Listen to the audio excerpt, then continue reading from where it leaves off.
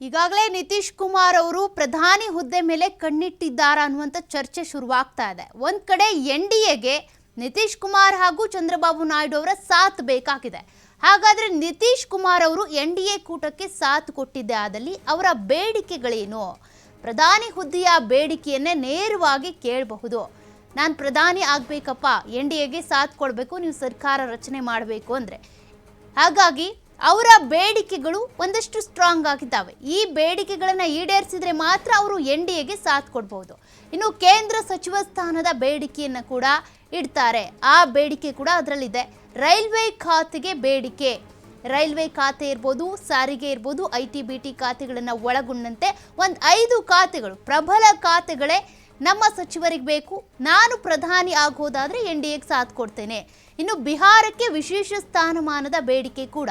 ಈ ಹಿಂದೆ ಕೂಡ ಅನೇಕ ನಾಯಕರು ಈ ರೀತಿ ಮೈತ್ರಿ ಜೊತೆಗೆ ಹೋಗಬೇಕು ಅಂತ ಅಂದರೆ, ಎನ್ಡಿಎಗೆ ಸಾಥ್ ಕೊಡಬೇಕು ಅಂದರೆ ನಮ್ಮ ರಾಜ್ಯಕ್ಕೆ ವಿಶೇಷ ಸ್ಥಾನಮಾನ ಸಿಗಬೇಕು ಅನ್ನುವಂಥ ಬೇಡಿಕೆ ಇಟ್ಟಿದ್ರು. ಅದೇ ರೀತಿಯಾಗಿ ಈ ಬಾರಿ ನಿತೀಶ್ ಕುಮಾರ್ ಅವರ ಸರದಿ ಅಂತಾನೆ ಹೇಳ್ಬೋದು. ಬಿಹಾರಕ್ಕೆ ವಿಶೇಷವಾಗಿ ಸ್ಥಾನಮಾನ ಕೊಡೋದಾದರೆ ನಾನು ಎನ್ಡಿಎಗೆ ಸಾಥ್ ಕೊಡ್ತೀನಪ್ಪ ಅಂತ ನಿತೀಶ್ ಕುಮಾರ್ ಅವರು ಹೇಳುವಂಥ ಸಾಧ್ಯತೆಗಳಿದ್ದಾವೆ. ಅಂದರೆ ಅವರ ಈ ಬೇಡಿಕೆಗಳನ್ನು ಇಟ್ಕೊಂಡು ಎನ್ಡಿಎ ಜೊತೆಗೆ ಹೋಗೋದಕ್ಕೆ ನಿತೀಶ್ ಕುಮಾರ್ ಅವರು ರೆಡಿಯಾಗಿದ್ದಾರೆ. ಆದರೆ ಆ ಬೇಡಿಕೆಗಳನ್ನು ಎನ್ಡಿಎ ಒಪ್ಕೊಳ್ಳುತ್ತಾ, ಅವರನ್ನು ಸೇರಿಸ್ಕೊಂಡು ಸರ್ಕಾರವನ್ನು ರಚನೆ ಮಾಡುತ್ತಾ ಅನ್ನೋದು ಕೂಡ ಕುತೂಹಲ. ಅದೇ ರೀತಿಯಾಗಿ ಚಂದ್ರಬಾಬು ನಾಯ್ಡು ಅವರು ಕೂಡ ಒಂದಷ್ಟು ಬೇಡಿಕೆಗಳನ್ನು ಇಟ್ಕೊಂಡಿದ್ದಾರೆ.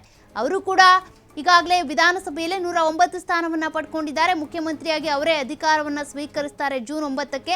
ಅದರ ಬೆನ್ನಲ್ಲೇ ಲೋಕಸಭಾ ಚುನಾವಣೆ ಫಲಿತಾಂಶ ಪ್ರಕಟ ಆಗಿದೆ. 16 ಸ್ಥಾನಗಳನ್ನು ಪಡ್ಕೊಂಡಿರುವಂಥದ್ದು. ಹಾಗಾಗಿ ಅವರು ಕೂಡ ಕಿಂಗ್ ಮೇಕರ್. ಲೋಕಸಭಾ ಸ್ಪೀಕರ್ ಸ್ಥಾನಕ್ಕೆ ಚಂದ್ರಬಾಬು ನಾಯ್ಡು ಅವರು ಬೇಡಿಕೆ ಇಡಲಿದ್ದಾರೆ. ಲೋಕಸಭಾ ಸ್ಪೀಕರ್ ಸ್ಥಾನವನ್ನು ನನಗೆ ಕೊಟ್ಟರೆ ನಾನು ಎನ್ಡಿಎಗೆ ಸಾಥ್ ಕೊಡ್ತೀನಿ, ಅಧಿಕಾರವನ್ನು ನನಗೂ ಬೇಕು, ಅವರು ಈಗ ಡಿಮ್ಯಾಂಡ್ನಲ್ಲಿದ್ದಾರೆ. ಹಾಗಾಗಿ ಇನ್ನು ಕೇಂದ್ರ ಸಚಿವ ಸ್ಥಾನಕ್ಕೆ ಬೇಡಿಕೆ, ಕೇಂದ್ರ ಸಚಿವ ಸ್ಥಾನವನ್ನು ಕೊಡೋದಾದರೆ ಎನ್ಡಿಎ ಜೊತೆಗೆ ಬರ್ತೀನಿ. ಅದೇ ರೀತಿಯಾಗಿ ತಮ್ಮ ಸಂಸದರಿಗೂ ಕೂಡ ಸಚಿವರ ಸ್ಥಾನವನ್ನು ಕೊಡುವಂಥದ್ದಿರ್ಬೋದು. ಗ್ರಾಮೀಣಾಭಿವೃದ್ಧಿ ಖಾತೆಗೆ ಬೇಡಿಕೆ ಇಡುವಂಥ ಸಾಧ್ಯತೆ. ನಿತೀಶ್ ಕುಮಾರ್ ಅವರು ಸಾರಿಗೆ ಇಲಾಖೆಗೆ ಬೇಡಿಕೆ ಇಡ್ತಾ ಇರುವಂಥದ್ದು. ಅದೇ ರೀತಿಯಾಗಿ ಗ್ರಾಮೀಣಾಭಿವೃದ್ಧಿ ಖಾತೆಗೆ TDPಯ ನಾಯಕ ಆಗಿರುವಂಥ ಚಂದ್ರಬಾಬು ನಾಯ್ಡು ಅವರು ಬೇಡಿಕೆ ಇಡ್ತಾ ಇರುವಂಥದ್ದು. ಇನ್ನು ಆರೋಗ್ಯ ಖಾತೆ ಕೂಡ, ಅಂದರೆ ಪ್ರಬಲವಾದಂಥ ಖಾತೆಗಳಿಗೆ ಬೇಡಿಕೆ ಇಡ್ತಾ ಇರುವಂಥದ್ದು. ಇನ್ನು IT-BT, ರಸ್ತೆ ಸಾರಿಗೆ ಖಾತೆ, ಈ ಖಾತೆಗಳಿಗೆ ಬೇಡಿಕೆಯನ್ನು ಇಟ್ಕೊಂಡು ಚಂದ್ರಬಾಬು ನಾಯ್ಡು ಅವರು ಎನ್ಡಿಎ ಜೊತೆಗೆ ಹೋಗುವಂಥ ಸಾಧ್ಯತೆಗಳಿದ್ದಾವೆ. ಈ ಬೇಡಿಕೆಗಳನ್ನು ಈಗಾಗಲೇ ನಾವು ಹೇಳ್ತಾ ಇದ್ವಿ. TDPಯಿಂದ ಚಂದ್ರಬಾಬು ನಾಯ್ಡು, ಅದೇ ರೀತಿಯಾಗಿ JDUನಿಂದ ನಿತೀಶ್ ಕುಮಾರ್ ಇಬ್ಬರೂ ಕೂಡ ಒಟ್ಟಿಗೆ ಎನ್ಡಿಎಗೆ ಸಾಥ್ ನೀಡಬೇಕಂದ್ರೆ ಅವರ ಬೇಡಿಕೆಗಳನ್ನು, ಅವರ ಕಂಡೀಷನ್ಸ್ನ ಒಪ್ಕೊಂಡ್ರೆ ಮಾತ್ರ ಸಾಧ್ಯ ಅಂತ.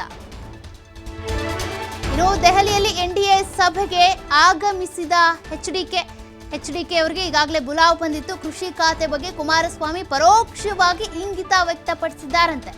ಮೊದಲಿನಿಂದಾನೂ ಕೃಷಿ ಕ್ಷೇತ್ರದ ಅಭಿವೃದ್ಧಿಗೆ ಆಸಕ್ತಿ ಇದೆ, ಕೆಲವೊಂದು ಸಮಸ್ಯೆಗಳಿದ್ದಾವೆ, ಅವುಗಳಿಗೆ ಪರಿಹಾರ ಬೇಕಲ್ಲ.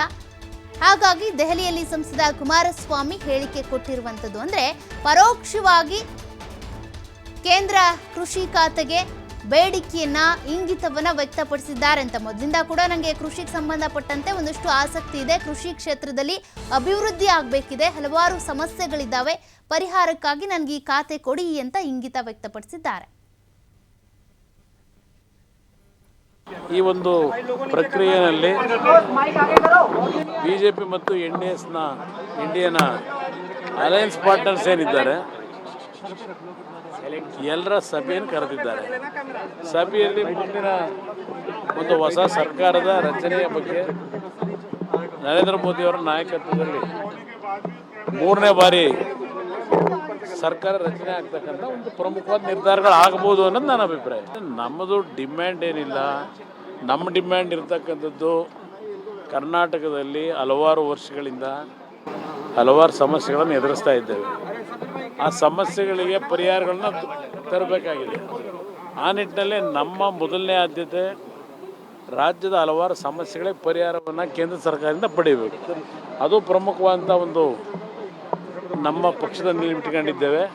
ಮುಂದಿನ ಪ್ರಕ್ರಿಯೆಗಳು ಮುಂದೆ ಅಲ್ಲಿ ಯಾವ ರೀತಿಯಲ್ಲಿ ಕರ್ನಾಟಕ ರಾಜ್ಯಕ್ಕೆ ರೆಪ್ರೆಸೆಂಟೇಷನ್ಗಳನ್ನು ಕೊಡಬೇಕು ಅನ್ನೋದು ಇವತ್ತು ಕೇಂದ್ರದಲ್ಲಿ ನರೇಂದ್ರ ಮೋದಿಯವ್ರ ನಾಯಕರು ಅವರು ತೀರ್ಮಾನ ಮಾಡ್ತಾರೆ. ಅದು ಟೈಮ್ ಬಂದಾಗ ಹೇಳೋಣ.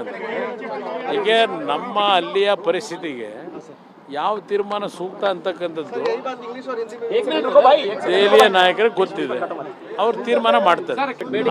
ನಮ್ಮ ಒಂದು ಪಕ್ಷದ ಪ್ರಮುಖವಾದಂಥ ಆಸಕ್ತಿ ಇರ್ತಕ್ಕಂಥ ಇಲಾಖೆ ನಮ್ಮ ಏನೋ ಒಂದು ಫಾರ್ಮಿಂಗ್ ಕಮ್ಯುನಿಟಿ ಒಳ್ಳೇದು ಮಾಡಬೇಕು ಅಂತಕ್ಕಂಥದ್ದು ನಮ್ಮ ಮೊದಲಿಂದ ಹೋರಾಟ. ಇವತ್ತು ಕೃಷಿಯ ವಿಷಯಕ್ಕೆ ಸಂಬಂಧಪಟ್ಟಂಥ ಇಲಾಖೆಗಳ ಬಗ್ಗೆ ಮೊದಲಿಂದ ನಮ್ಗೆ ಆಸಕ್ತಿ ಇದೆ. ಅದು ನೋಡೋಣ ಏನೇನು ತೀರ್ಮಾನಗಳಾಗುತ್ತೆ. ಅದು ನಾನು ಸಾರ್ವಜನಿಕವಾಗಿ ಚರ್ಚೆ ಮಾಡ್ತಕ್ಕಂಥ ವಿಷಯ ಅಲ್ಲ. ನಾವು ಸಭೆಯಲ್ಲಿ ಕೂತಾಗ ಅದರ ಬಗ್ಗೆ ಚರ್ಚೆಗೆ ಬಂದರೆ ಎಲ್ಲಿ ಯಾವ ರೀತಿಯ ಒಂದು ಸಮಸ್ಯೆಗಳಾಯಿತು ಅಂತಕ್ಕಂಥದ್ರ ಬಗ್ಗೆ ಅಲ್ಲಿ ಚರ್ಚೆ ಮಾಡಿ ಈ ಒಂದು